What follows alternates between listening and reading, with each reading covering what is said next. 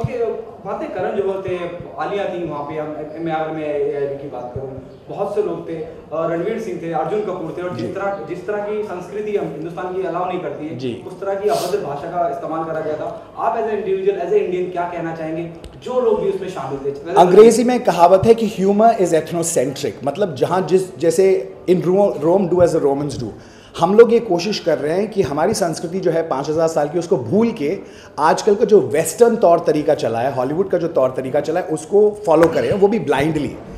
अगर आप देखें जो इन्होंने किया ऑल इंडिया बकचोद के हिसाब से, अगर किसी पब में किया होता एक नॉर्मल सिलेक्ट ऑडियंस के लिए, it would have been perfectly acceptable, but you can't take that, put it out of context, disrespect people on a fundamental level, and expect that to be taken with a dose of with a pinch of salt, because it's really not funny.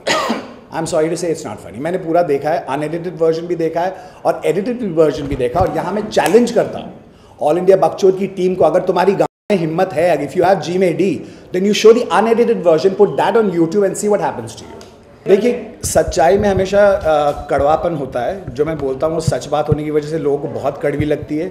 यहाँ मैं कहना चाहूँगा कि हर इंसान की एक जिम्मेदारी होती है, every human being has a social responsibility. If I as an artist do not express myself, then it's a disrespect to me and my profession. So I'm happy that I say what I do, and I don't give a toss if it becomes controversial. And I certainly hope that this statement that I've made about Karan Johar and about the representation of Bollywood, the way they're emulating the West, is taken in context, because that's exactly what it's for. What your message will be for Arjun Kapoor and Ranveer Singh? Get a life, you guys. If you think you're funny, you're really not. You know, if you're actors, please prove your mettle by being on a reality show like Bigg Boss. I challenge all the Khans, Kapoors, Khannas and Kumars. If you guys have the balls, you think you're actors, prove yourself on a stage where you're not scripted, there's no makeup artist, there's no costume designer, nobody to make you look like a star. Come, prove yourself. I challenge you. Bigg Boss Season 9, I'm challenging all you contestants right now. नहीं, और सौ बात की एक बात, हर इंसान जो ये देख रहा है, मैं ये उनसे पूछना चाहूँगा कि आप अपने माँ बाप के सामने अपनी सेक्स लाइफ का जिक्र करना मुनासिब समझते हैं? Do you think it's cool to talk about your sex life in front of your parents?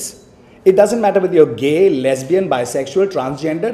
I don't know too many people in this world, including myself, who would have the audacity of discussing his sex life in front of the parent. And if Karan Johar and his mother think that's cool, hats off to you, boss. Hats off to you. जब मैं interview देता हूँ तो कभी कभी गाली निकल जाती है, जैसा मैंने करण जौहर को चेतावनी दी, बोला मैं तो ये करके दिखाओ।